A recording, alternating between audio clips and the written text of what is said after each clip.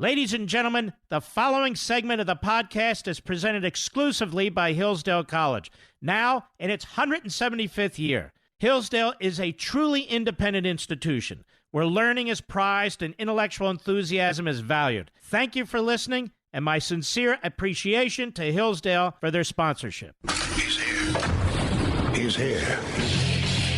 Now, broadcasting from the underground command post, deep in the bowels of a hidden bunker, somewhere under the brick and steel of a nondescript building, we've once again made contact with our leader, Mark Levin. Hello, America. Mark Levin here. Our number, 877-381-3811, 877-381-3811. Welcome to our final radio show of the year. I will be back when will I be back? On January 7th, Mr. Producer? Something like that? 2 weeks. Lots of things to do during 2 weeks. Unfortunately, none of it's a vacation. But that said, so this is going to be a blockbuster show. Now, why is that? You know what amazes me?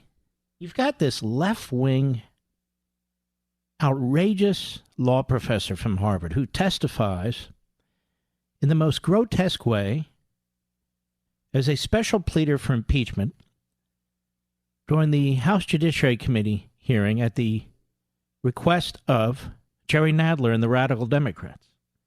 And he's being quoted all day. It's okay to quote him a little. I've done that. Now, I pointed out what the majority leader of the Senate should do, and he should do it quickly. Nancy Pelosi refused to appoint these managers, which is not compelled by the Constitution, to bring the case to the Senate. And so the Senate feels apparently obliged, at least initially, to sit there like a bunch of senators bump on a log and wait around for Nancy Pelosi. And yet the sole power to conduct a trial is in the Senate. Now, there's a number of issues here. Must the Senate hold a trial under the Constitution? The Constitution's silent, so the answer is no. It doesn't say it must. It says it has the sole power in the case of impeachment. So it has discretion. I don't know how you reach an opposite conclusion if you're just following it logically, but it's silent on the issue. So it doesn't compel it. Has the practice been that the Senate holds a trial? Yes. But that's the practice. That's the precedent. It's not the Constitution per se. If the Speaker of the House chooses to take a recess, she controls the schedule, she controls the vacation, she controls everything in the House of Representatives. She's the closest thing to a dictator we actually have in this country. And she says, I'm not sending any information. The article's over there, my manager's over there, until I'm happy with the rules that are going to be put in place by the Senate. And by the way, we're taking 2-3 weeks off. So you have a nation in a situation where only the Democrats, and some did not, but the vast majority of Democrats, not a single Republican, voted to impeach a president of the United States and doesn't want it adjudicated. So politically, they feel they have the best of both worlds, although I believe they're shooting themselves in the temple, but that's a different issue. Our Constitution has never been abused this way, ladies and gentlemen, never. It's never been abused this way in terms of what the House Intelligence Committee did, what the House Judiciary Committee did, what Nancy Pelosi did on her own, in declaring that there would be an impeachment inquiry. We've never seen anything like this before throughout our history. So let's go closest to the time when our Constitution was ratified and adopted by the nation. What Nancy Pelosi's doing would be rejected. It wasn't done. We don't have to look back to Nixon. We don't have to look back to Clinton. We don't have to look even back to Johnson. The fact is that the impeachments that were conducted, including with judges, closest to the the adoption of our Constitution and its ratification, look nothing like what Nancy Pelosi's done. And keep in mind, she's of a mindset where they don't care about the Constitution and they don't care about American history. They care about the here and now, which they control. I want you to keep a few other things under consideration as we look at this. There is literally nothing in our Constitution and nothing in our constitutional history supporting Nancy Pelosi's action or inaction, a delay or an indefinite withholding. There's nothing. Because what she's doing is utterly diabolical. And even the framers of the Constitution didn't take it into consideration. The Constitution says nothing about the Speaker of the House or the House appointing managers. Nothing.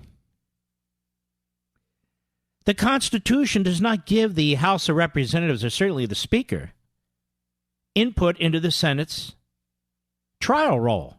In fact, it says the opposite, that the Senate shall have sole power when it comes to matters of trying impeachments. The House has absolutely no role, whether they send managers or not. Because the framers were brilliant. They would never have granted unbounded, illimitable power to any branch of government or any part of any government, and they didn't. They didn't authorize the Speaker of the House as one person to have this kind of control over the entire impeachment trial process and to hold a nation at bay like this. They would not and they did not create impeachment as a tool for a rogue Speaker of the House. And there are tools that are available for the body politic to respond to this, other than sit back and say, wow, this really blew up in her face. But I'm not interested in that. I'm interested in the Constitution. And the United States Senate and the majority there, the Republicans, and thank God the Republicans are in the majority there, because if the Democrats were, the Constitution would be utterly and irreversibly destroyed. Mitch McConnell and his Republican majority can fix this. And they can fix this by quickly doing away with the phony impeachment process and the phony actions by Nancy Pelosi, which are both extra-constitutional and unconstitutional. Now, for those of you who like this program and come up to me at book signings and other places and say, one of the things I really like about your program, Mark, is you get deeply into substance like few others do, particularly with respect to our history and philosophy and our Constitution. Today's that day, the last day of the year. Today's that day. I've referenced with you many times a book written by the late, great Yale professor Raoul Berger, a true constitutional expert. And he was never a lawyer. But so what? Neither was George Washington. And the book's title is Impeachment, the Constitutional Problems. And it is a fascinating book, and I've read it 3 different times. I read it when it first came out. I read it during the Clinton impeachment, and I read it about 3 months ago again. What I'm going to do is take an early break, and we're going to go through this. And what you're going to hear is the detail, the thought that went into this impeachment clause. The vast majority of the debate that took place at the Constitutional Convention involved the presidency and whether to have it or not to have it, and what bribery meant, and what are they referring to, and what kind of scholarship are they going to use, and all the problems it might face, and on and on and on. And then when I'm done reading this to you, not the whole book, little pieces that are important, I want you to keep in mind, I want you to, when I'm done, conclude, do you think for 1 minute they would have created a Speaker of the House with the kind of power that Nancy Pelosi is exercising in this process? Do you think for 1 second they would have? And is there another example anywhere in the free world, or certainly in the free world at our founding, or when the Constitution was ratified, in which a Nancy Pelosi, a speaker with this kind of power, existed. Remember, these were men who were concerned about the concentration of power. These were men who were also concerned about legislative tyranny. These were men who didn't create a parliament. They created a republic. Would they have created and wanted to have created what Nancy Pelosi has done to the House of Representatives through her small majority, her small temporary majority that she's had for less than a year? Would they have wanted to have created a Speaker of the House with the kind of authority that she claims to be able to exercise? Absolutely not. They never did. It never entered their minds that they would create something like that. The contrary. They sought to create the opposite. When we come back, we'll dig in. I'll be right back.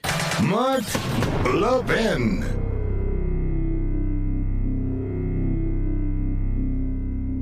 As we celebrate the Christmas and holiday season, we often pause to consider our many blessings. Hillsdale College thanks you for loyalty as it celebrates 175 years of blessings. Now, since 1844, Hillsdale has held fast to its mission to provide the kind of education essential to preserving free government. And for decades, the college has extended its educational mission on behalf of liberty through a variety of outreach programs. Perhaps you receive Imprimus for free every month, or have taken one of Hillsdale's excellent free online courses, or have attended one of Hillsdale's free regional events. You know of Hillsdale's refusal to take even 1 penny of government money. Now, this independence allows the college to focus on promoting its core principles: learning, character, faith, and freedom without government interference. So during this season of blessings, Hillsdale thanks you for your partnership in extending its mission to the country.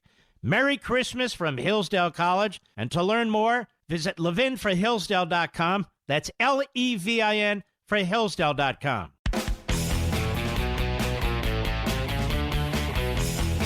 I'm going to do my best with this sore throat that I've acquired somehow.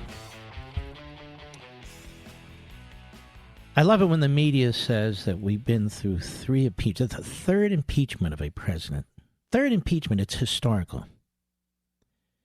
We've never been through an impeachment like this, ever. There's nothing historical about it. It's tyrannical. And if they're going to reference it as historical, then maybe they have an obligation to explain why this one's different than the rest. Now let's look at how they went through this process, just so you can see how Nancy Pelosi has burned it down. And Nancy Pelosi needs to be the focus of this. She's fascistic. And this is Raoul Berger. Article 2, Section 4 of the Constitution provides the President, Vice President, and all civil officers of the United States shall be removed from office on impeachment for and conviction of treason, bribery, or other high crimes and misdemeanors. The path by which the framers arrived at this language is traceable in the records of the Constitutional Convention. Initially, impeachment was to be based upon malpractice or neglect of duty. In the Committee of Detail, this became treason, bribery, or corruption, and was then reduced by the Committee of 11 to treason or bribery. When George Mason suggested on the floor of the convention the addition of maladministration, James Madison remarked that it was, quote, so vague, unquote, whereupon Madison substituted high crimes and misdemeanors, which was adopted without demur. The special nature of high misdemeanors had already been recognized by the convention. Now your eyes may start rolling. I want you to listen to the extent to which these men were dealing with this. So when we have 2 articles of impeachment, abuse of power and obstruction of Congress, they never, ever, ever contemplated such nonsense. They were very specific. They were debating over these words, not generalities. So the special nature of high misdemeanors has already been recognized by the convention, as reported by the Committee on Detail. Article 15 provided that a fugitive from justice charged with treason, felony, or high misdemeanor should be returned to the state from which he had fled. In the convention, the words high misdemeanor were struck out and other crime inserted in order to comprehend all proper cases. it being doubtful whether a high misdemeanor had not a technical meaning too limited inferably to an impeachable offense as distinguished from a misdemeanor ordinarily coupled with a felony in a criminal law. Except for a few early statutes directed at political crimes, high misdemeanors found no place in the criminal law of this country. Like Blackstone, James Wilson, one of the delegates, referred to malversation in office, or what are called high misdemeanors. Impeachments, he states, quote, and offenses and offenders impeachable come not in those descriptions within the sphere of ordinary jurisprudence. They are founded on different principles, are governed by different maxims, and are directed to different objects, unquote. Again, impeachments are confined to political characters, to political crimes and misdemeanors, and to political punishments, he said. In the United States, the problem was complicated by the doctrine that there is no federal common law of crimes, so that to constitute a high crime or misdemeanor, it has been maintained there must be a statute which creates an indictable crime. One of the components of impeachment, treason, is defined in the Constitution, but bribery is not. The framers were content to look to the common law for a definition of bribery. Now, as a footnote, since there was no American common law, where did they look? At British common law. He goes on. So, too, when the convention adopted Mason's substitution of high crimes and misdemeanors for the vague maladministration he had at first suggested, the framers inferably had the English cases in mind as giving content to the phrase. A striking assumption by the founders that English law would be applicable is exhibited by the first Congress's prohibition of resort to benefit of clergy as an exemption from capital punishment, an exemption first afforded by the common law to the clergy and then to such of the laity as could read. Now, what does that mean to you? Absolutely nothing. What's the general context of mean to you? Absolutely everything. These men labored over the language. They labored over the impeachment language. They labored over what the conditions would be to impeach a president and what the conditions should be in an attempt to remove a president. You hear nothing here about generalities, about platitudes. They debated each and every word, and they knew they were talking about the presidency. Pressing for the impeachment of Justice Douglas, William O. Douglas, Congressman Ford, Gerald Ford, asserted that an impeachable offense is whatever the House and the Senate jointly consider it to be. You've heard legal analysts say this on television. Former federal prosecutors, former judges, they have no idea what they're talking about. The records make quite plain that the framers, far from proposing to confer illimitable, that is, unlimited power to impeach and convict, intended to confer a limited power, which is again why I and others have argued that these articles of impeachment are absolutely unconstitutional. Now, I want to continue. We have commercial breaks. We believe in capitalism here, so stick with me. I'm marching through this like Sherman through Atlanta. I'll be right back. You hear me talk about Hillsdale College a lot, about its rigorous classical liberal arts curriculum, about its exceptionally bright and patriotic students. 175 years ago, Hillsdale College was founded with a mission defined by 4 enduring purposes: learning, character, faith, and freedom. While many institutions have lost their way, Hillsdale College maintains an unwavering commitment to learning, character, faith, and freedom. I've also talked about the great Dr. Larry Arnn, the president of Hillsdale College. He's one of the finest Americans I've ever known. And he explains that these 4 purposes, learning, character, faith, and freedom, remain inseparable in the activity of education at Hillsdale College. He says, learning is difficult and takes more than talent. It takes hard work, which requires character. Freedom is essential for learning, but it is fragile and constantly under threat, so its principles must be studied by all for the sake of its defense. At Hillsdale, faith and learning are integrated toward God because He is the first authority.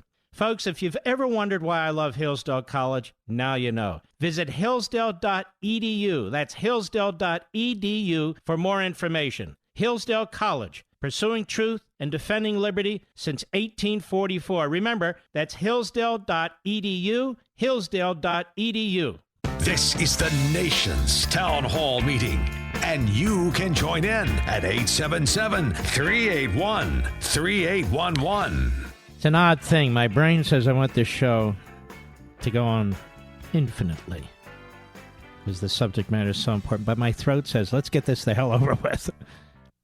But my throat loses because my brain is right. You know, the reason that I donated a copy of the compilation of the Federalist Papers published at the direction of Hamilton to Hillsdale College. The reason that I collect these things, and they're enormously expensive, that I acquired the copy of the letter where the Patriots were begging the New York Assembly for gunpowder, Dr. Warren and others, when they took on the Redcoats. The reason that I acquired a copy of The American Cause, the pamphlet, written so long ago, so crucial, by Thomas Paine, and have donated all of them. The reason I acquired a copy of George Washington's last lease on Mount Vernon and gave it to Mount Vernon. And the reason I have a copy right now of a document I haven't even told you about, again at enormous expense, even for me, of the first appointment of an Associate Supreme Court Justice of the United States by George Washington, William Cushing. And the reason at some point I'll be donating that too. And the reason I have spent probably 48, 49, 50 years of my life studying our founding and studying the Constitution and studying the Declaration and everything behind them and everything about them. And by the way, you learn something every day. Is because I love liberty. And I know you do too. And I want to understand it. I want to understand how some people move in one direction and some people move in another direction. How some societies breed tyranny and some societies breed liberty. What is it? And one thing I've come to learn.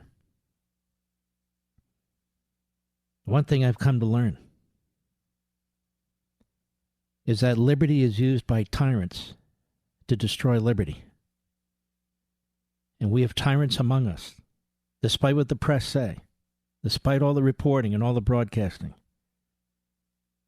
Nancy Pelosi is a tyrant. Not because she's a liberal, not because she's a Democrat, because she meets the definition of a tyrant.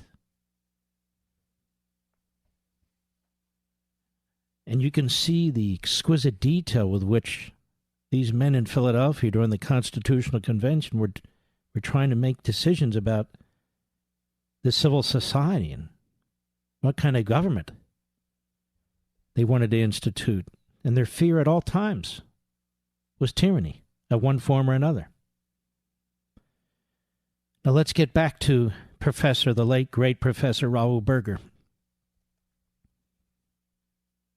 And again, he quotes Gerald Ford, then a congressman, the minority leader in the House, on William O. Douglas and the impeachment, and he says impeachment is anything that the House says it is, and this has been repeated. It's very odd when you have legal analysts quoting Gerald Ford for a definitive statement on impeachment. And the records make quite plain, writes Berger, that the framers, far from proposing to confer unlimited power to impeach and convict, intended to confer a limited power. Why do you think they were debating this language and put it in the Constitution? Why do you think they divided the powers? Why do you think it takes 2/3 to convict and it has to be in a completely different body, a Senate? And all three branches will have to participate in this process. They didn't just surrender this to a speaker, to one individual.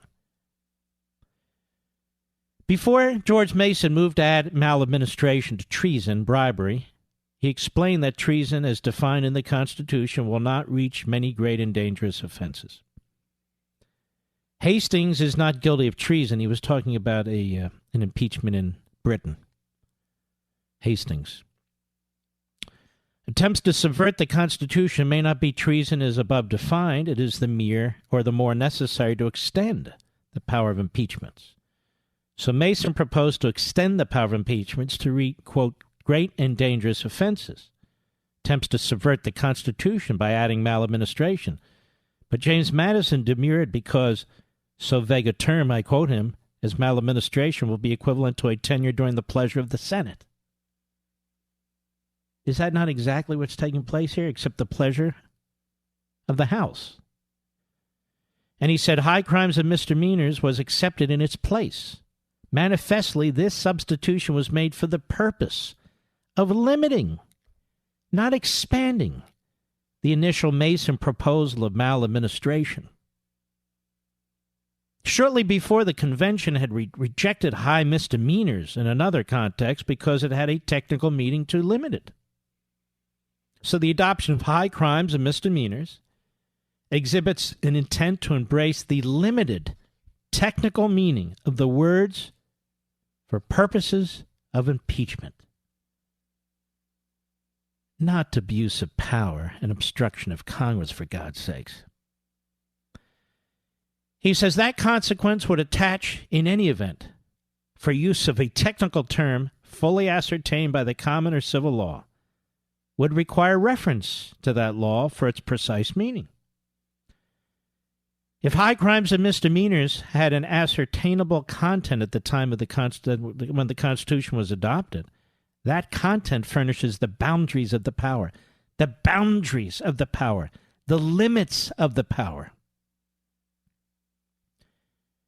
He says it is no more open to Congress to stray beyond those boundaries, the language in the Constitution, than it is to include in the companion word bribery an offense such as robbery, which had a quite different common law connotation. The design of the framers to confer a limited power is confirmed by the rejection of removal of address,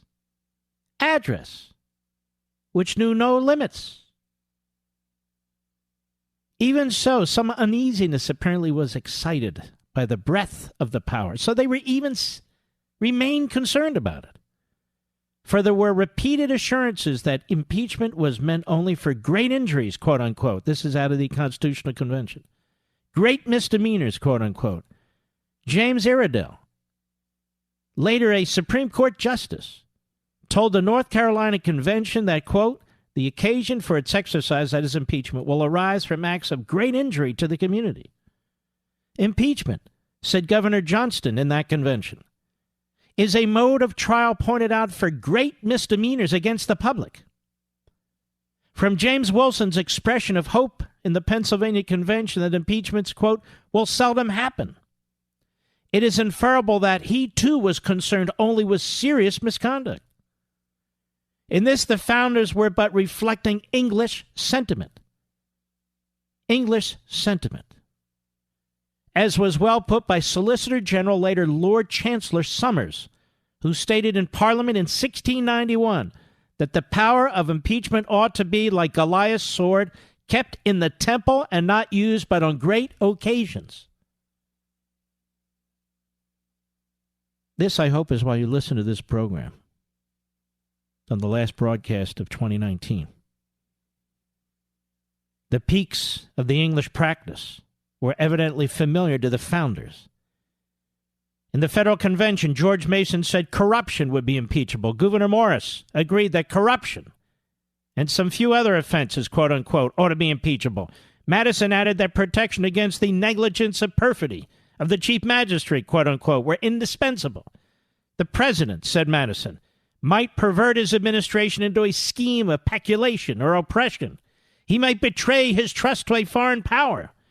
And Morris added that he may be bribed to betray his trust. And that's where the bribery comes in, and what they meant by betray a trust to his foreign power. And that is, he might be paid by a foreign power to betray his trust and to be a loyalist to another country.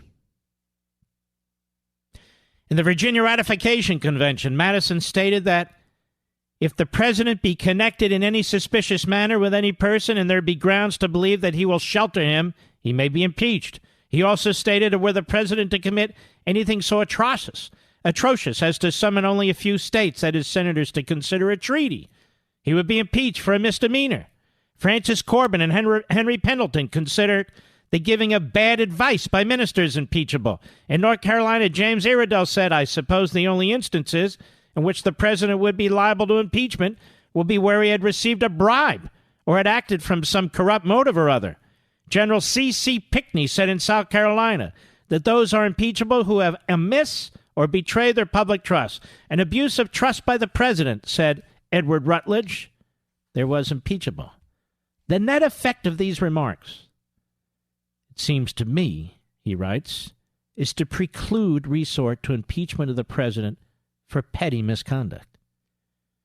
Hamilton's reference to, quote, the awful discretion which a court of impeachment must necessarily have to doom to honor or to infamy the most confidential and the most distinguished characters of the community, unquote, goes beyond the presidency.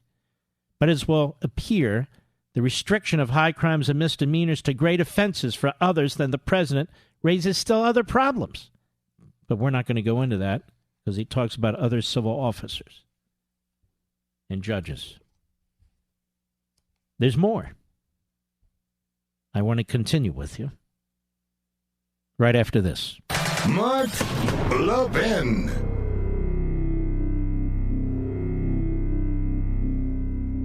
As we celebrate the Christmas and holiday season, we often pause to consider our many blessings. Hillsdale College thanks you for loyalty as it celebrates 175 years of blessings. Now, since 1844, Hillsdale has held fast to its mission to provide the kind of education essential to preserving free government. And for decades, the college has extended its educational mission on behalf of liberty through a variety of outreach programs. Perhaps you receive Imprimus for free every month, or have taken one of Hillsdale's excellent free online courses, or have attended one of Hillsdale's free regional events. You know of Hillsdale's refusal to take even 1 penny of government money. Now, this independence allows the college to focus on promoting its core principles: learning, character, faith, and freedom without government interference. So during this season of blessings, Hillsdale thanks you for your partnership in extending its mission to the country.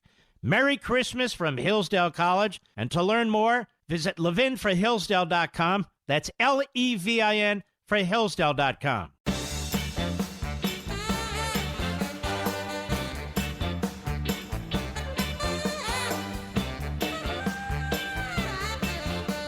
The last Life, Liberty, and Levin of the year, the new one, the last new one of the year is this Sunday. Please don't miss it, 8 p.m. Eastern Time on Fox. This Sunday, my guest is Ken Starr, a full hour, former independent counsel in the Whitewater scandal. And we cover everything. If you like the Dershowitz interview, you're going to like this interview too. This is part of what I do, to try and bring information and substance in an entertaining way, but not in a cheesy, annoying way, to you, the people, you Levinites out there. So don't forget, this Sunday, mark it down, 8 p.m. Eastern Time on Fox is the last new Life, Liberty, and Levin, and we have a blockbuster show, a full-hour interview. It'll be Ken Starr and me. And please don't forget, today is December 20th. To secure your copy of Unfreedom of the Press. It is a magnificent Christmas gift. I know people are coming up to me on the street with the book, asking me to sign it, and I'm doing the best I can. But you should go to Amazon.com, get your copy. You can have it in your hands by tomorrow or the next day. A perfect Christmas gift, a perfect Hanukkah gift, and a crucially important book for its times. It's the number one political book of the year, the number one press book of the year, the number one conservative book of the year. top of the list. Whether or not there's a list out there. All right, let's see here. I need to do, this is, yes. I'm operating off my iPhone, ladies and gentlemen, so that's the way, if you saw the way I was operating, I had to get a camera in here. People will laugh. This lesson, this discussion on impeachment. I mean, there's so much more. But before I do, before the end of the first hour of the program, I hope you'll stick with us. It's the last show of the year on the radio program. Nancy Pelosi trying to blackmail the United States Senate. Trying to blackmail the United States Senate while trying to cripple the President of the United States. I want you to listen to me very carefully. One person out of one congressional district who has no nationwide representation, who did not stand for national office, has taken complete iron-fisted control of the House of Representatives through a small majority, a temporary small majority that is less than a year old, and has tried to bring the presidency to its knees and is now trying to bring the United States Senate to its knees. She is tyrannical and she is fascistic. I'm deeply, deeply troubled by the lack of an immediate reaction, effective reaction, other than a floor speech by Mitch McConnell, who has as his primary duty to protect the Constitution and the institution that he leads, the United States Senate. Nobody said it would be easy, but it's not hard either. Put an end to it.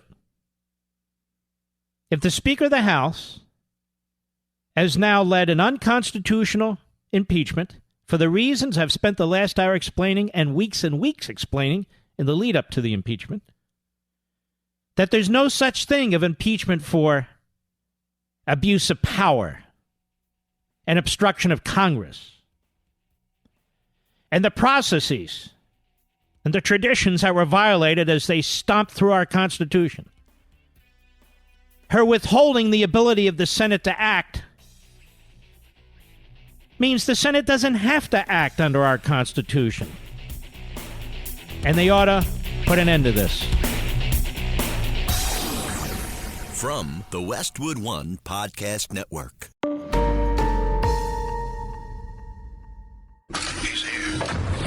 He's here.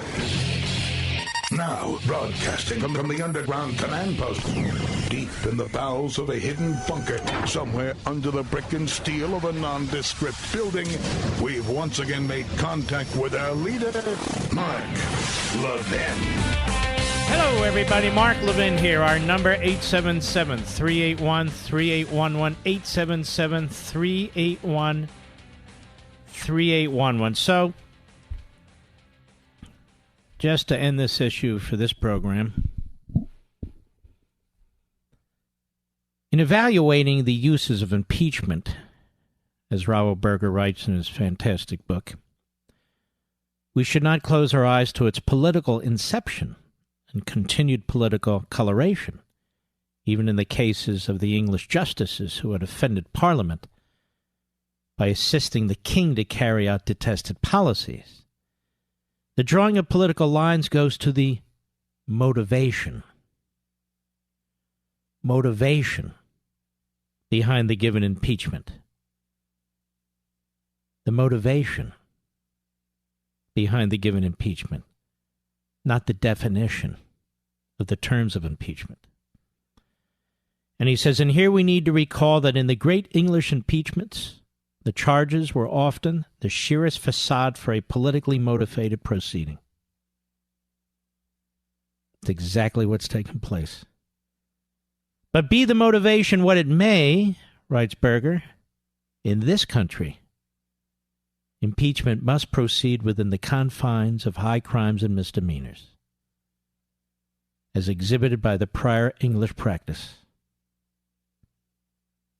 No judicial impeachment, it may be added, aroused anything like the furious factionalism exhibited in the impeachment of President Andrew Johnson, which also lacked the normal breaking action of conviction by a two-thirds vote because of the overwhelming representation of Republicans in both houses. The critical focus, in sum, should be not on political animus, for that is the nature of the beast, but on whether Congress is proceeding within the limits of, quote, high crimes and misdemeanors, unquote, and affording a fair trial, as was emphatically not the case in the impeachment of President Andrew Johnson.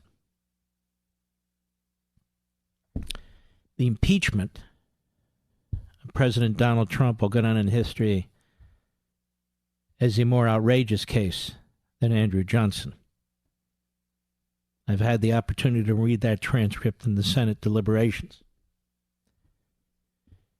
as well as the history behind and the matters and events that led up to his impeachment.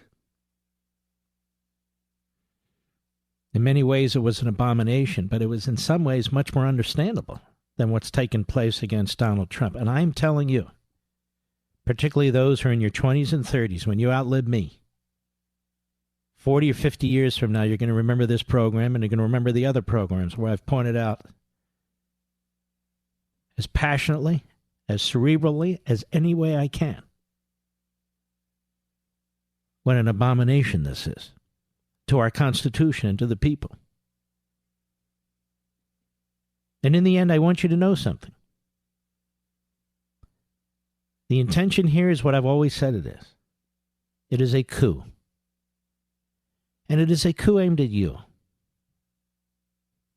It is a coup to take your vote away in 2016. It is a coup in an attempt to destroy the election of 2020. You know, the Obama administration, more than any foreign power, interfered in our 2016 election through its FBI, through its intelligence agencies, and through its friends in the press. And now, the Democrats in the House, with the support of Democrats in the media and the Senate and elsewhere, are doing the same thing in a different way, that is interfering in the 2020 election. And what Nancy Pelosi is doing is not just delaying this to try and blackmail the United States Senate and the Republicans, and McConnell in particular. She's also doing it to try and prevent this president from clearing his name. And to have this hang over his head is also intended, as president, to prevent him from nominating anybody to the Supreme Court should a vacancy occur on the Supreme Court. But I want you to think now, we've been into the specific more generally, step back. Since when in our country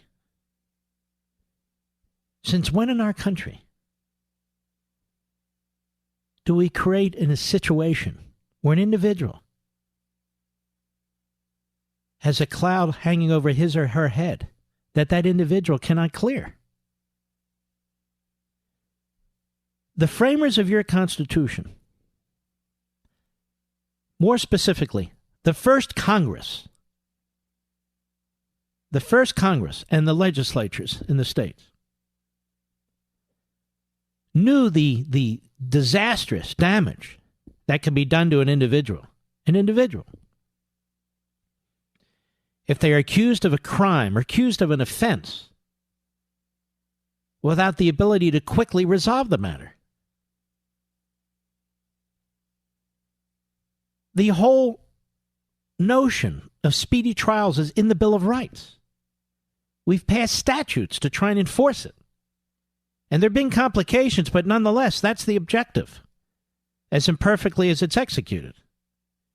Here we have the fascistic Speaker of the House, who has as her purpose to slow down the ability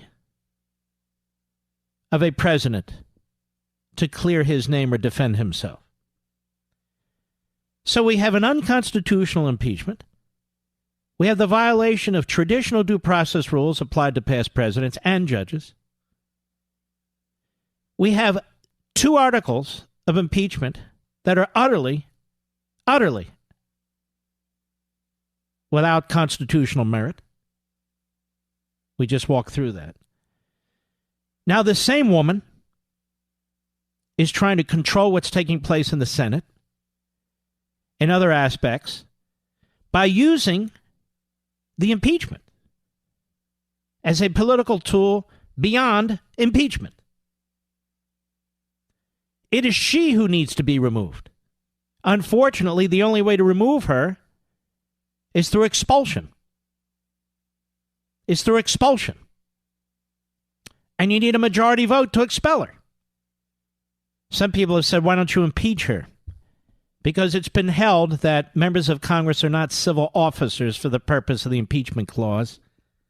And so they're not technically subject to impeachment. But call it impeachment, call it expulsion, whatever it is. The only people who can expel her are you. By taking out those so-called 29 or 30 moderate Democrats, as well as other Democrats who represent you, who may not be all that primed to win election. In the end, it's up to we the people. That's what the framers said. Now, it's more and more difficult for we the people to actually have any power because more and more government decisions are being made by judges and by this massive administrative state that I've been writing about, even long before President Trump became a candidate for president. And others are now talking about it. That's the difficulty. But if the Democrat Party and the media, and if a Speaker of the House get away with changing the course of an election and changing the course of history by manufacturing, by contriving unconstitutional articles of impeachment, steamrolling through the tradition of due process that's been applied in such instances by past Congresses, and even now uses the impeachment process to blackmail the Senate because she wants to control the outcome. She wants to control the outcome of a trial. If this isn't addressed now, it'll never be addressed. And the spurious arguments they make are almost unnecessary to point out. They want to call witnesses now? When these same witnesses they didn't call in the House because they were in a hurry? Now they're not in a hurry? And they don't want to call the key witnesses when it applies to their party and their scheming, like the so-called whistleblower and Hunter Biden? How much more are we, the people, going to put up with this stuff? Hopefully not much longer. When we come back, I want to talk about this newspaper, this evangelical Christian newspaper that has called for the impeachment of the president. You know, this newspaper, many religious newspapers of all sorts, of all denominations, write all kinds of things that never get anybody's attention. And yet this one, the Democrat Party press loves and can't give enough attention. Look at all the websites. Look at all the newspapers. Look at all the broadcast reports. So out of necessity, I must respond to this. I'll be right back. Mark Levin.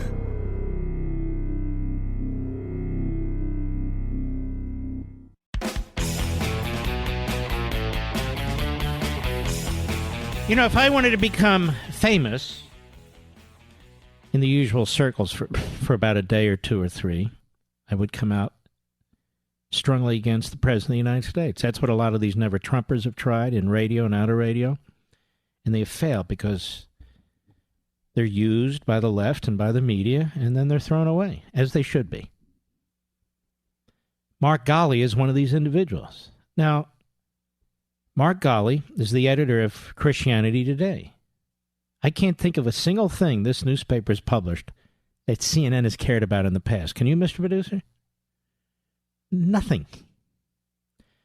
Now, before we go to this gentleman, who now has come out for the impeachment of the President of the United States because he believes he's immoral. I would like to ask Mr. Ghali, how can you call the President of the United States, who has taken more action to try and protect unborn human beings than any president in American history, who has attempted to appoint judges to our courts, who believe in the sanctity of life,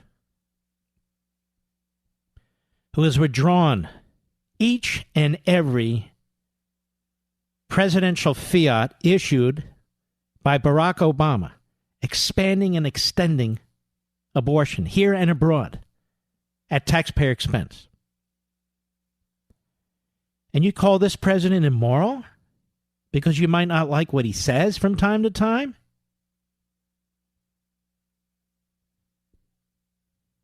The things that this president has done are more moral as apply to the people of this country than most other presidents, certainly in modern times. So this is a disgrace that the editor of Christianity Today would make these comments. And of course, he shows up on CNN. He knows exactly what he's doing. He's a journalist, first and foremost, or shall I say an opinion writer. Here he is. Cut 15, go. There are times, of course, when there are issues that transcend politics. So to me, this is one of them. I mean, I grant that the Democrats have been partisan in their efforts to remove the president, and at times I think have been unfair. There's no question about that. But in this particular instance, the facts that arose in the impeachment hearings rise above that partisan level. And one of the things I'm trying to say in the You, sir, don't even understand what the Constitution says. And that's part of the problem with all these so-called journalists. They don't even want to be informed about the Constitution. This is an utterly unconstitutional impeachment. If you follow what the framers intended, if you look at the debates, as we very briefly and summarily went through in the first hour, and yet no moral indignation about that. None. Go ahead. This is reality. No matter how it came about or the motives that helped it come about, this is the world we live in. This is the president we have, and we need to deal with that honestly.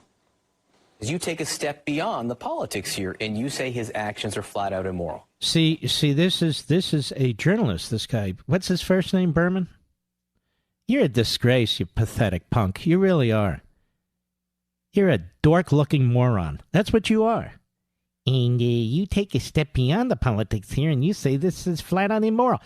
Would they pose such a question to anybody criticizing any Democrat at any time? This guy won't even say abortion after birth is immoral. That is Berman. Go ahead. Well, yeah, I don't think that's a particularly unusual or surprising insight. I mean, people have been saying that for some time. The question is, when does his behavior, which is described as immoral accurately, rise to the level where he's no longer... Well, which behavior is he talking about, Mr. Producer? He's very, very... I know in his editorial he has it, but he's very loath to really get into that. And by the way, by implication, of course, I want you folks to understand that you're immoral too. Because if you defend and aggressively support an individual who's immoral for their immoral deeds, then you're immoral too. And every Republican in the House is immoral. That's what this guy's saying. That's the rational, logical implication of his comments. That we're all immoral. Must be nice being the editor at his newspaper. Sounds like a leftist at CNN. Cut 16, go. When Christians of any stripe support a cause that strikes me as manifestly immoral, it does damage to the cause that I've given my life to. Well, so what? You're one person. And what cause have you given your life to? Faith? Christianity? Well, there's a lot of people out there who've given their lives to their cause, faith, Christianity, and other faiths, who are actually quite pleased, some pleasantly surprised by what the president has done when it comes to matters of faith in this country. Appalling. This is just appalling. Dresses up this political hit as a moral cause. Go ahead. So I think that's one part of the equation that all Christians, especially my brothers and sisters in the evangelical world, need to think about more seriously and more deeply. So you folks in the evangelical world, you're just not thinking seriously and deeply enough. You're no Mark Golly, that's for sure. And so we need to remove the president, you know. And if you don't agree with that, you must be immoral too. If you defend and support and vote for this president, according to Mark Golly, well, you're immoral too. Now, lucky for me, I don't give a damn what Mark Golly has to say. I draw my own conclusions. I listen to the people I want to listen to. I read what I want to read. And I don't read him. And by the way, all the people citing him today and all the people using him today, they don't give a damn about him or his newspaper or evangelical Christians in the least. I'll be right back. Don't ask him for middle ground. There is no middle ground. Talk with Mark Levin now at 877-381-3811. You know, Bernie Sanders called Benjamin Netanyahu a racist. Did he not, Mr. Producer? I need to deal with this once and for all. Can you play that? Go right ahead. How would you respond to Israeli expansion of settlements? Would you link that to foreign aid to Israel? Israel has, and I say this as somebody who lived in Israel as a kid, proudly Jewish. Israel has the right. How is he proudly Jewish? He's born a Jew. How is he proudly Jewish? Can somebody tell me? He supported the Iran-Contra deal, the Iran deal. He opposes support for Israel. I don't know what he's done that shows that he's proudly Jewish. Now, you Gentiles out there, this is important to you too, I think. We have a man who's born a Jew, but who's a Marxist. Karl Marx was born a Jew. Was Karl Marx pro-Jew? Of course not. Marxists, for the most part, reject religion. They reject faith. Their ideology is to replace religion and faith so that the people have faith and a religious zealotry in the government. So if you're a Marxist, and I don't play games with Bernie Sanders, he's an old red, I know exactly who he is, I know where he's from, I know the whole schmear. He's a Marxist. And the media have let him get away with it because they're sympathetic to him. To say I grew up in Israel, he was on a kibbutz, which is another socialist experiment for most people. But so what? There are even Marxists in Israel. There are self-hating Jews in Israel, as there are in the United States, as there are in the Democrat Party, as there are all over the world. Why is it that Tlaib and Omar and AOC are so close to Bernie Sanders? Because he's so pro-Israel? Why is it that Tlaib and Omar and AOC, rabid anti-Semites, two of whom have talked about the destruction of Israel? Why is it that they're so close to Bernie Sanders and he to them? And he gets away with this at these Democrat debates. I have to confess, I don't watch these Democrat debates. When it gets closer, I'll watch. If I wanted to watch a half a dozen liberal nudniks I go back to law school and sit in the back and watch them debate with each other. Bunch of clowns. But that said, Bernie Sanders gets away with this. But not here. Go ahead. But to exist in peace and security. Now, these are throwaway words. How does Israel exist in peace and security when Hezbollah and Hamas have 150,000 missiles aimed at their cities? When Fatah, the so-called moderate wing, and they're not moderate, gives lifetime pensions and subsidies to the families of terrorists who killed Jews. When Fatah executes, and it's the penalty, capital punishment, any Palestinian who sells any property to a Jew. And it goes on and on and on. When your neighbors say they do not believe in your right to exist, how do you live in peace? As Benjamin Netanyahu has said, if they lay down their arms, there will be peace. If we lay down our arms, there will be slaughter. Ours.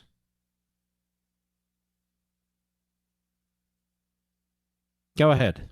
U.S. foreign policy must be about is not just being pro-Israel. We must be pro-Palestinian. Tell me, Bernie the Red, are you pro-Taiwan?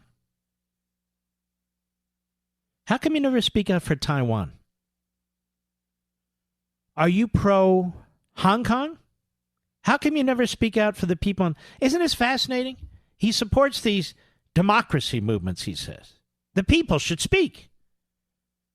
Why doesn't he speak out for those young students in Hong Kong? He never does. Or the people in Taiwan? He never does. Or the people in Venezuela? He never does. Or the people in Cuba? He never does. Have you noticed? Instead, he keeps pointing to Denmark. Look at Denmark. Look at Denmark. We don't want to look at Denmark. I can't think of a single instance, or maybe there are a few, but very rare, where Bernie Sanders has pointed to full-blown Marxist socialist states and the genocide that exists and has condemned them without excuses. I can't think of one. That Israel's the problem. And his usual punchline is about to come. Go ahead. Now, I want you to listen to the Democrats in the audience cheering Bernie Sanders. The Democrat Party, the growth of anti-Semitism and their hate for Israel is at emergency levels. Unbelievable levels. And the longer we ignore this, the worse it's going to get. You don't have an AOC or an Omar or a Tlaib in the Republican Party in the House or the Senate. There are none. Go ahead. In my view, we must understand that right now in Israel we have leadership under Netanyahu, who has recently, as you know, been indicted for bribery, who in my view is a racist. See, let's just stop there. This is what the old communist thugs do. He's been indicted for bribery. I hope you watched my interview with the fabulous Arthur Ferguson, a real former federal prosecutor, among other things. Brilliant man. On the charges against Netanyahu. I hope you watched that on Levin TV. That was in front of the paywall, and we linked to it on my various social sites. And it's over at Blaze, as well as Levin TV. Bernie Sanders has no idea what's going on with Netanyahu and that attorney general. No idea whatsoever. None. But tell me, why hasn't Raul Castro been indicted for murder and drug running and a whole host of crimes? How about Maduro? How about Xi? How about Putin? We can go on and on.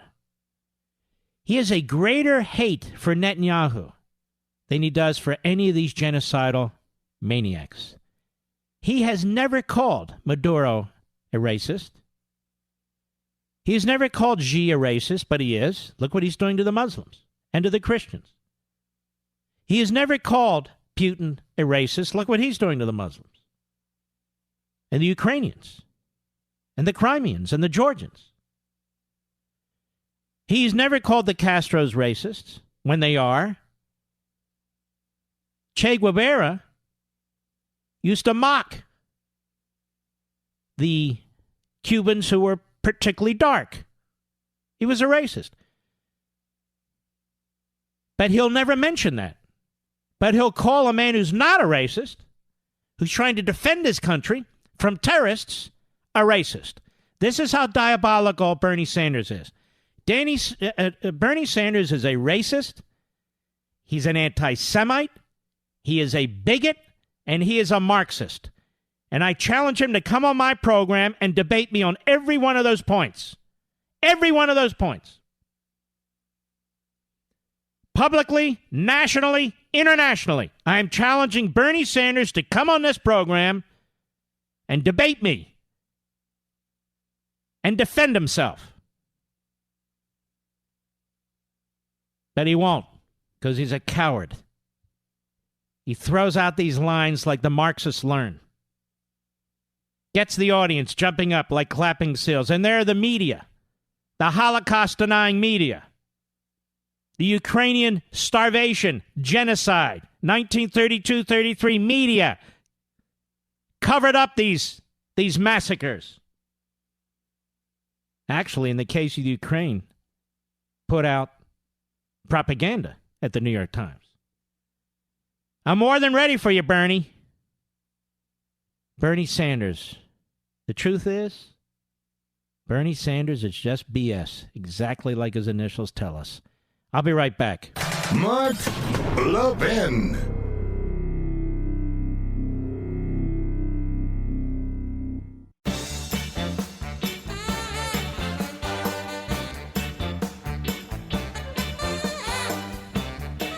Very special top of the hour next hour, as far as I'm concerned, so I hope you'll stick with us in what is soon our final hour of the year in radio broadcasting.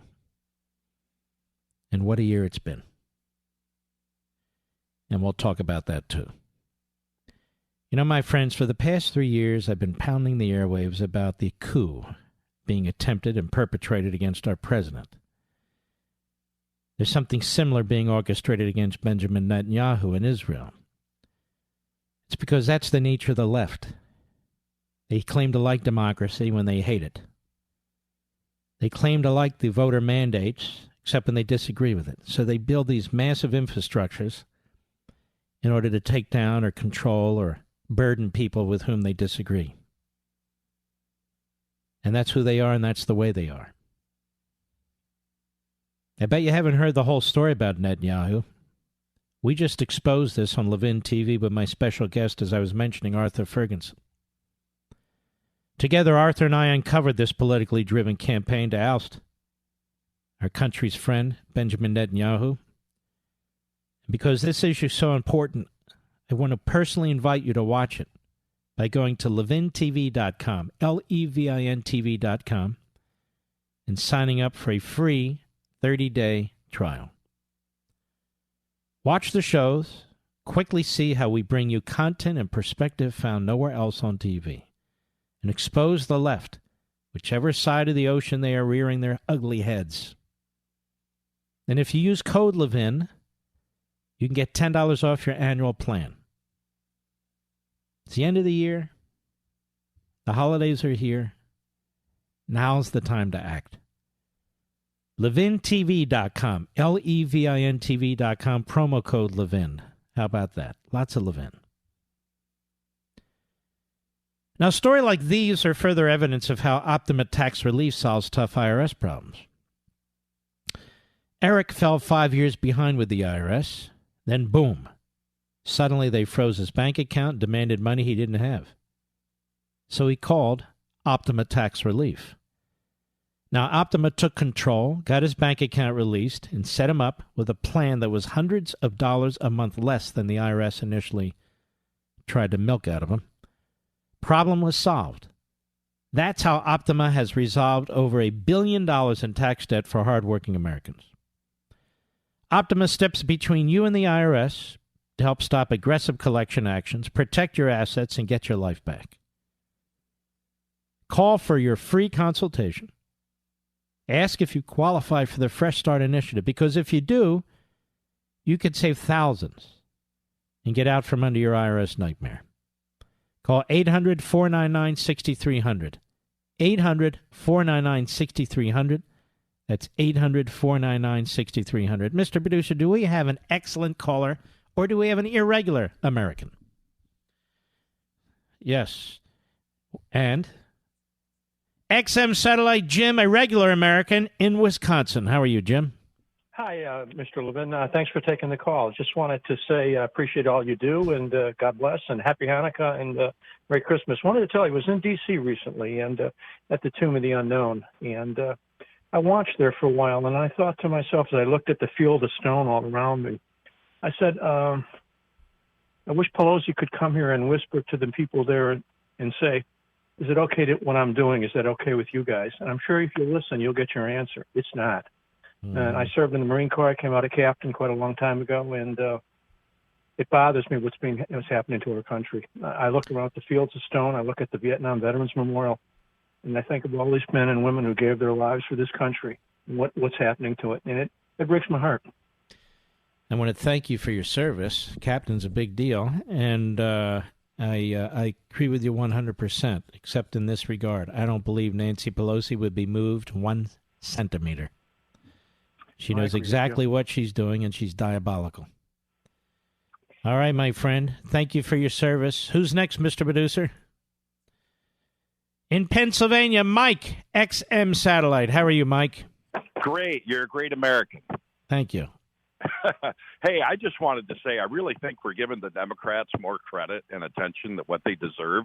They basically rendered themselves irrelevant. But how would you know they rendered themselves irrelevant if we weren't paying attention to it? Well, exactly. They took their best shot, okay?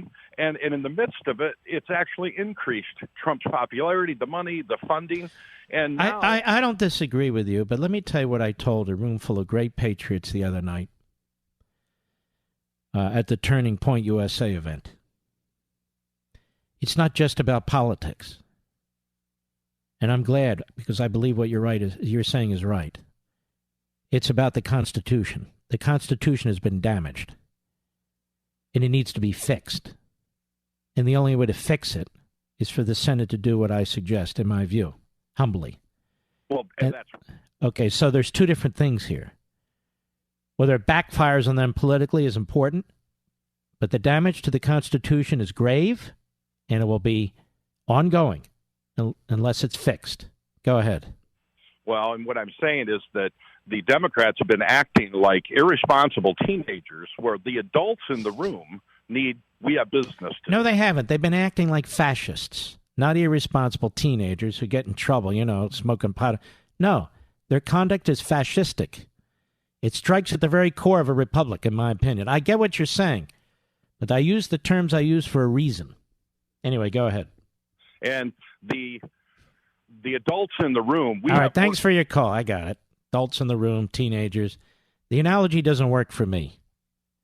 It's not about the adults in the room and the teenagers. There are adults who believe in liberty, and there's adults who believe in tyranny. And the adults in the majority in the House of Representatives, it's not about parents and children.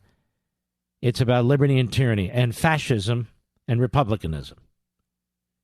So I'm not going to dumb down the analogy for reasons I don't even understand. Who's next, Mr. Producer? Yassim in Maryland on the Mark Levin app. Go. Hi, Mark. I have a question. Since Chief Justice has to preside over the Senate trial, does his participation imply constitutionality of the final outcome, thus making it difficult to be challenged in Supreme Court later? It's not going to be challenged in the Supreme Court later. There's nothing to challenge that the Supreme Court's going to take up. These are considered, this impeachment process is considered mostly a political process, even though the substance is required or stated and set forth in the Constitution. So the courts have a very, very limited role. I think Professor Dershowitz is right. If they do something fundamental, like change the constitutional two-thirds vote and that sort of thing. But I get your point. I really do get your point. I just don't think we're going to get any relief from the courts as a factual matter. I'll be right back. From the Westwood One Podcast Network.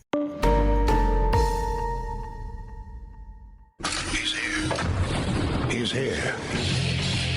Now, broadcasting from the underground command post, deep in the bowels of a hidden bunker, somewhere under the brick and steel of a nondescript building, we've once again made contact with our leader, Mark Levin.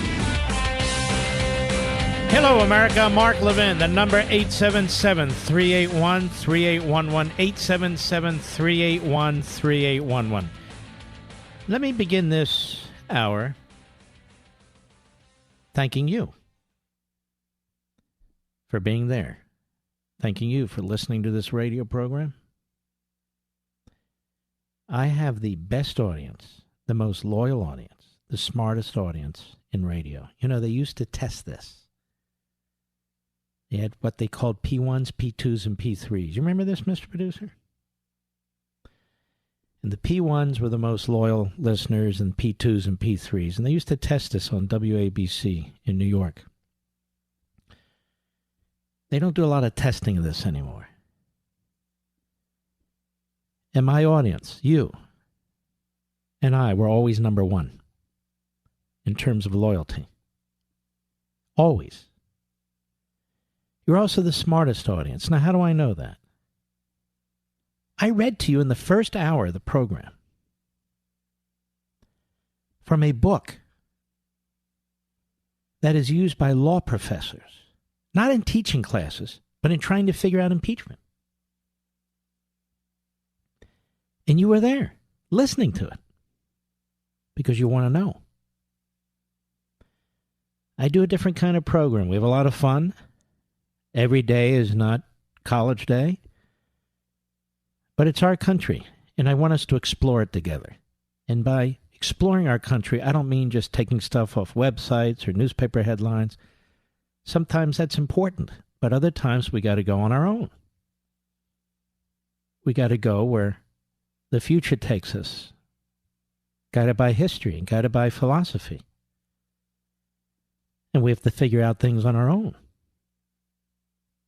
Everything's not hit, run, run, run, run. That's who I am. So we do this differently here. And you're there, listening. When I started my program on Fox at the request of the executives there, and I told them what I'd be prepared to do, we were immediately told by various left-wing websites and others that it would be too boring. Over Media Matters and something called Raw and other left-wing sites, they mocked their show, first couple of shows. It's the number one show on Sunday night, bar none. And we beat CNN and MSNBC combined. We started at 10 p.m. Eastern Time. We've already moved to 8 p.m. Eastern Time. And for a good part of the year, we're smacking the teeth up against football.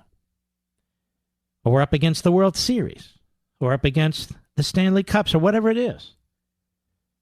And we're still the number one show on cable news, whether it's 10 p.m. or 8 p.m. That's because of you. You want to know stuff. You want to learn stuff. You want to hear stuff. All the barking and yelling and all the rest doesn't do a damn thing.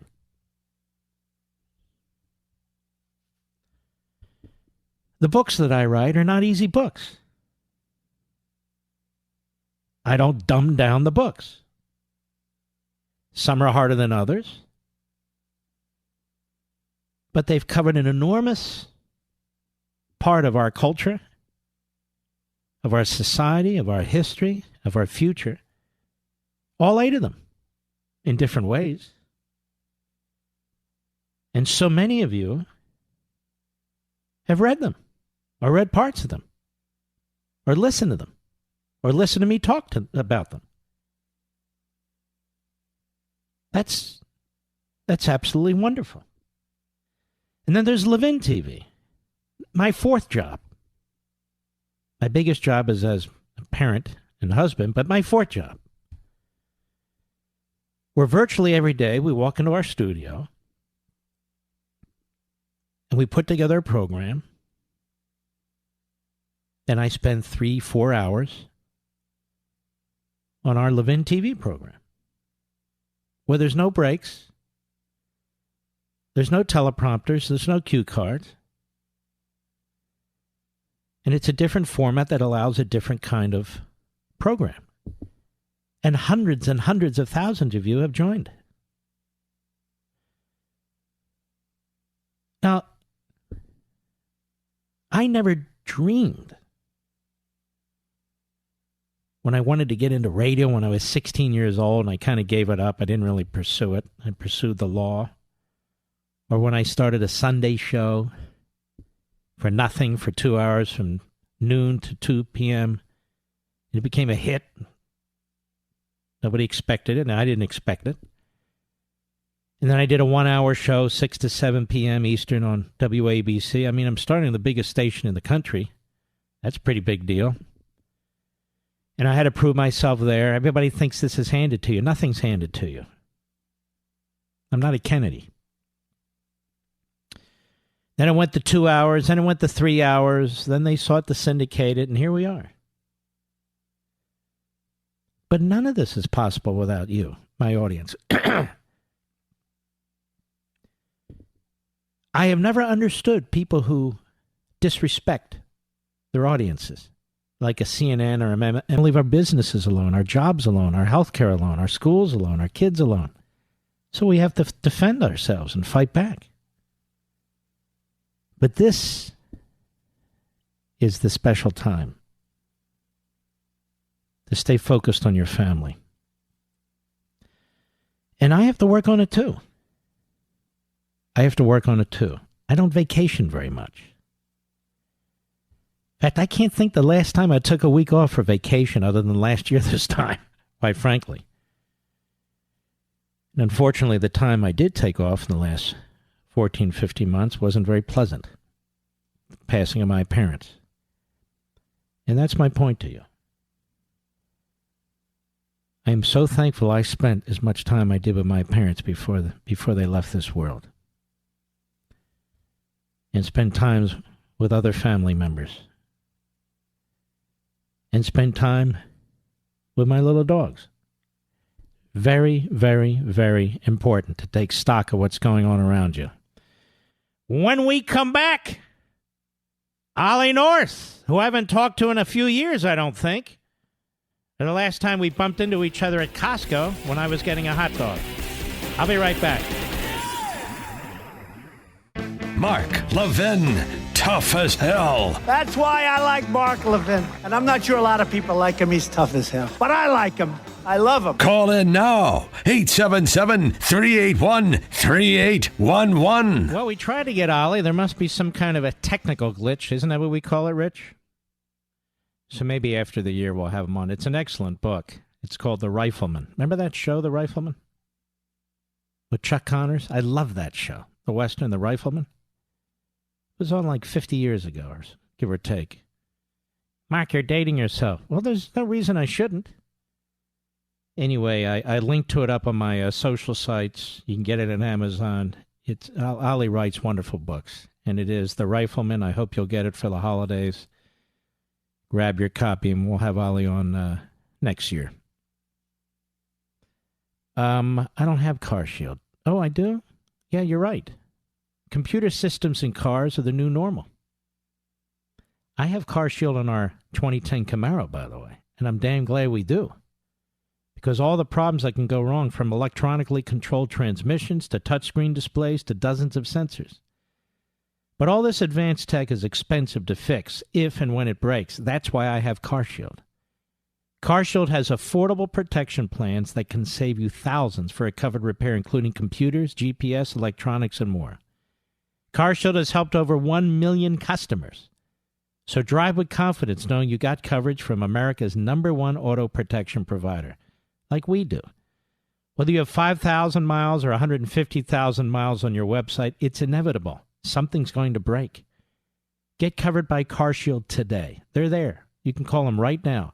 800-CAR-6000. Mention code Levin or visit carshield.com. Use code Levin. You'll save 10% either way. That's 800-CAR-6000 or carshield.com. Use code Levin either way. Get your 10%. A deductible may apply. By the way, I also need to mention all the magnificent affiliates we have on the AM and FM dials all across America who carry this show. I want to thank you very, very much. For the vast, overwhelming majority of us, we're wonderful partners, and I just think you're terrific. And I also want to thank Sirius Satellite, their magnificent job that they do, and our podcast and so forth. Well, Ollie, it's good you're here. Now you have 5 minutes. Tell us about the rifleman. Well, it's a story about Daniel Morgan, who would have been, if he were still alive today, a neighbor of mine out here in Clark County. And George Washington, who'd met him first in the French and Indian War, got to admire him. They'd fought together, and he summons Morgan to be one of the first 10 rifle companies in the brand new Continental Army once he gets to Boston on the 14th of June, 1775. He says, come to Boston with 100 rifles, 100 Virginia rifles, and of course means the guys to carry him. Takes him 21 days to get his riflemen, a company plus, from right where I live, right here on the Shenandoah River, all the way to Boston, and I-95 was not there. And then Morgan gets selected to lead the first offensive operation of the Revolutionary War. And the first offensive operation happens to be the invasion of Canada. It was because Congress wanted them to do it. Ollie, what year was that? 1775. Yeah. And of course, it's going to Canada through the incredible mountains of Maine in the middle of winter. Mm. And I don't want to give away the end of the story, but it's a disaster. Mm. And so the reason I started writing the book was because people 3 years ago started saying bad things about the commander-in-chief. Well, it turns out, if you look back at the documents from 1775, there were headlines and handbills and Post-it notes and things like that went along. Here's one of them from 1775. Our nation's capital is in the midst of seemingly intractable, destructive disarray. Opponents of our commander-in-chief have launched intrigues in Congress to remove him from his post. Spies, traitor, and terrorists abound. Does this sound familiar? Mm-hmm. This is not 2019. This is 1775. So they had liberals back then too. They did. They were called Tories. Yes. We were the rebels or the patriots, and they were the Tories or loyalists. But even though the lexicon has changed, Washington is not. Obviously, the capital then was Philadelphia. Washington was the commander-in-chief, not Donald Trump. What was the capital? Philadelphia. I just wanted to hear you say that again. What? I love you, buddy. Yeah. First of all, I want people to know something. Yeah. We don't talk much, but I want people to know that we are very, very good friends. We are indeed, and have been for many, many years. And always will be. Other great controversies. Oh, yes. And I'm grateful for your friendship. I don't get to see you at my favorite place to have a hot dog anymore. Costco. You got it. Do you still pop in there? I pop in there not as much. I do. I do. I still go there. In fact, right now they are out of my book, so I'm not happy. Well, then people need to let me help you on this, folks. You want to get the book? You want to get it in time? You're at a retail store. That's great. My suggestion: get on Amazon right now. The Rifleman. You'll have the book tomorrow. You'll have the book the next day. You'll have the book right away in time for Christmas and Hanukkah. If you're going to Barnes & Noble or you're going to the warehouse stores and you're there, obviously take a look. But if you want to have it in your hands, go to Amazon.com. I'm going to tell you something. This is a fascinating book. You're an excellent historian, particularly when it comes to our military history. And look, the beginning of the country is military history, quite frankly. And I knew nothing about this story. Nothing. I didn't know about the Rifleman. So it's fascinating to me. He's a near neighbor. You Well, think about it. I tell yeah. the Boy Scouts when they assemble. Betsy's Farm out here on the river is a place for the Boy Scouts to camp out and get their survival merit badge and their all the kinds of things that require outdoor stuff. And I tell them, we'll stand up there on the ridge right above the Appalachian Trail, and I point down to where Washington stopped his survey for Lord Fairfax right on the river because he needed a ford across it. And the Castleman's Bridge was the Castleman's Ford. And I love to point to the Boy Scouts and I say, turn around, face northeast. That's the route that George Washington took to get to Boston. And he walked the 600 miles in 21 days, kids. And I-95 wasn't there. Do you think George Washington, with the media we have today, and all the defeats that took place till the end, think he would have survived? No. In fact, there was an assassination plot that was lodged by people who routinely talked to Washington's enemies in the Congress. The remarkable thing about Washington is in the aftermath of driving the British out of Boston, he realizes New York is going to be the next target. And so he starts moving the Continental Army, such as it was, and he finds a handful of people. Now get this, Israel Putnam was from Connecticut. Would you trust anyone from Connecticut today to lead people into combat? One of the reasons, and Washington makes it very clear during this is later on, after several other major battles in which Daniel Morgan is a part, Washington makes it very clear that one of the reasons we beat the British is every home in America had a firearm. Think about that. Yeah. Look what we're about to face in Virginia. I mean, and God bless these counties, mostly rural or outer suburban counties, that are saying, you know what, this sanctuary stuff, we like it now. Wait, you know what? We can play that game too. So here's the prophecy. I don't have the gift of prophecy. I'm not Jewish. I can't be a prophet. But when I was with the president last week, I said to him, he says, how's this going to turn out? Just like he talks to you and me, right? I mean, how's this going to turn out? I said, here's my prediction. I don't have the gift of prophecy. You're going to be impeached. The Senate is not going to convict you. You are going to get reelected, and we are going to retake the House of Representatives. I think that's what Nancy's up to right now. That's why this thing is not moving across the other side of the Capitol. I think she's finally realized, oh my God, I made a terrible mistake. And I think my little prediction is likely to turn out well, just like it did for George Washington. And you know what, Ollie North? If your prediction turns out well, and God willing, they should reverse this impeachment because it's unconstitutional. Their process is unconstitutional. Yep. And they should, for all time, make it abundantly clear that the next Congress will not go along with this. So you want to tell your listeners how I know that you're right? How? Because you don't want me to tell them? I know you're right. Uh-oh. Because when I first got to know Mark Levin, he was in a very, very important post at the Department Don't tell of Justice. people what I did, though. No. All right. No. We keep that secret. Well, you're a great American, and I'm grateful Well, for thank you. our friendship, our long and profitable friendship. Yes. Yeah, it has been. And by the way, that's not a four-letter word. Profitable? No. According to Joe Biden, it's a three-letter word. Well, Ollie, listen to me. You and your family, you must have 400 grandkids by now. Only 18. God. How many kids do you have again? Four. Wow. We're very productive. Yes, you are, and that's a good thing. And they're all going to be here starting tomorrow. I may come take refuge. But isn't that exciting to have all of them around there? It is great. You just kind of look at what's going on. This is your legacy. No, it is. None of us can take anything with us, but we can leave good things behind. And there's 18 of them, and I think it's probably tapped out at this point. But I don't know, because the youngest is just 3 months old. And they can always adopt. They can adopt another 20. There you go. That's true. Connected by DNA and love. Yeah. Ollie, we love you. This whole audience adores you. Folks, go out. The Rifleman is a fantastic book. It's a real history book. But the very beginning of the Revolutionary War. Ollie North, God bless you, my friend. You're a great American. I love you. Semper You Fi, too. pal. Love you, buddy. Take care. Man, oh man, Shevitz and I were involved in a lot, Mr. Producer. A lot of good stuff, important stuff. What am I doing now? I'll be right back. Mark Levin.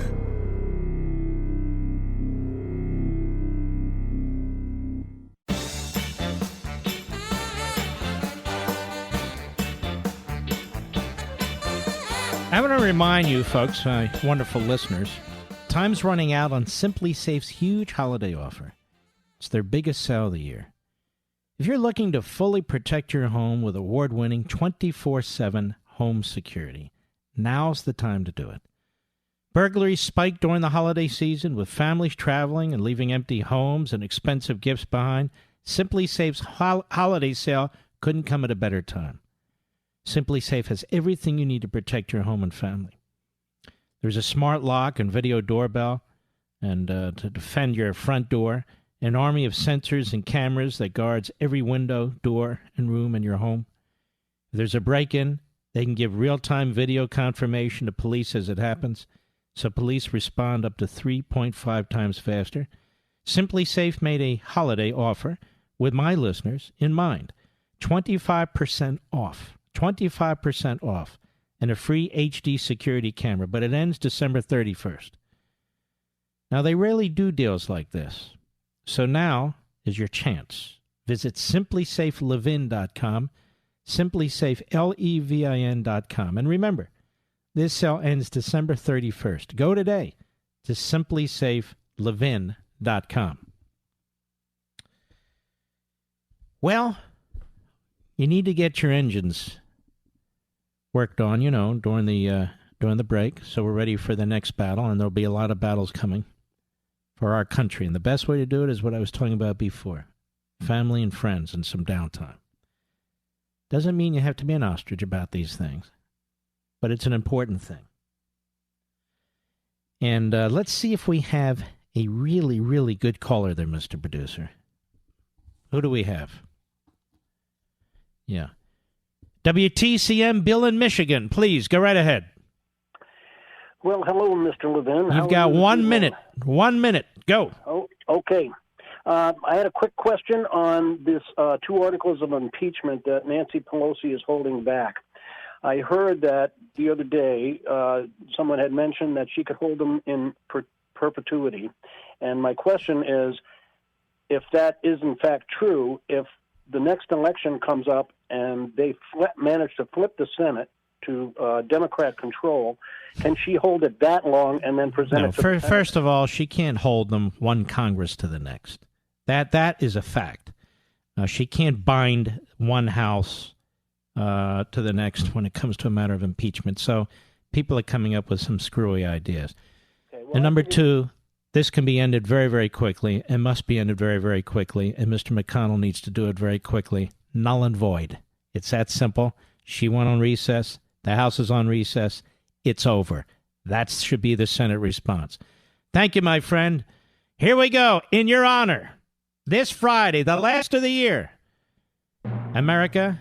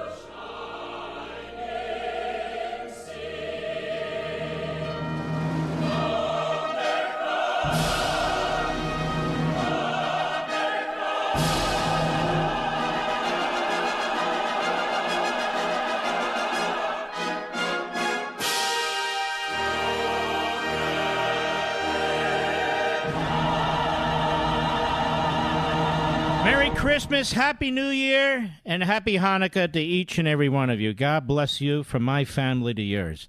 We salute our armed forces, police officers, firefighters, and emergency personnel. Good night to all my little doggy guys. We love you so much. And good night, Dad, and good night, Mom, and good night, Leo. Leo was my father-in-law, people ask. And the best to you, the best of health, and the best of success, and the best of wishes. Thank you for everything, and God bless you, and I'll see you next year. From the Westwood One Podcast Network.